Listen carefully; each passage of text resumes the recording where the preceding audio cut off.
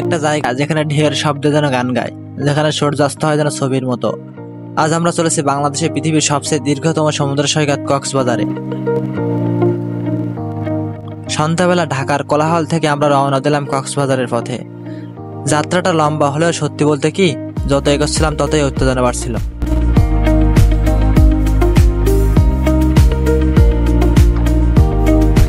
যখন প্রথমবার সমুদ্র চোখে পড়লো, মনে হচ্ছিল এ যেন স্বপ্ন।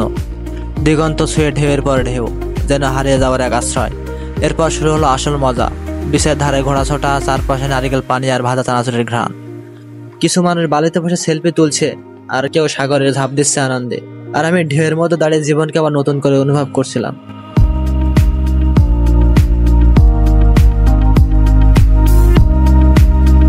লাবণীয় সুগন্ধা পয়েন্ট এখানে যেন অন্যরকম একটা প্রাণ। বিচ মার্কেট থেকে কিনলাম স্পেশাল মানুষের জন্য স্পেশাল কিছু উপহার, আর খেতে ভুলিনি স্পেশাল কক্সবাজারের ঝালমুড়ি আর ফ্রেশ সামুদ্রিক ফিশ ফ্রাই। সূর্য যখন ধীরে ধীরে সাগরের জলে হারিয়ে যাচ্ছিল, তখন সময় যেন থেমে গিয়েছিল।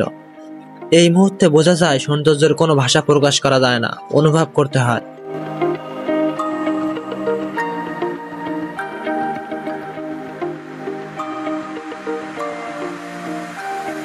রাতের কক্সবাজার মানে ঠান্ডা হাওয়া, বিচে হেঁটে হেঁটে হারিয়ে, আর হোটেল থেকে সাগরে ঢেউয়ের শব্দে ঘুমানো।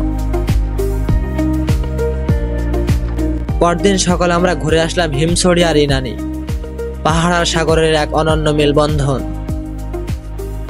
মেরিন ড্রাইভ রোড একবার যেন সিনেমার দৃশ্য। কক্সবাজার শুধু একটি গন্তব্য নয়, এটি একটি অনুভব, যেখানে আপনি নিজেকে নতুন করে আবিষ্কার করতে পারবেন ঢেউয়ের শব্দে, সূর্যের আলোয় আর মানুষের হাসিতে।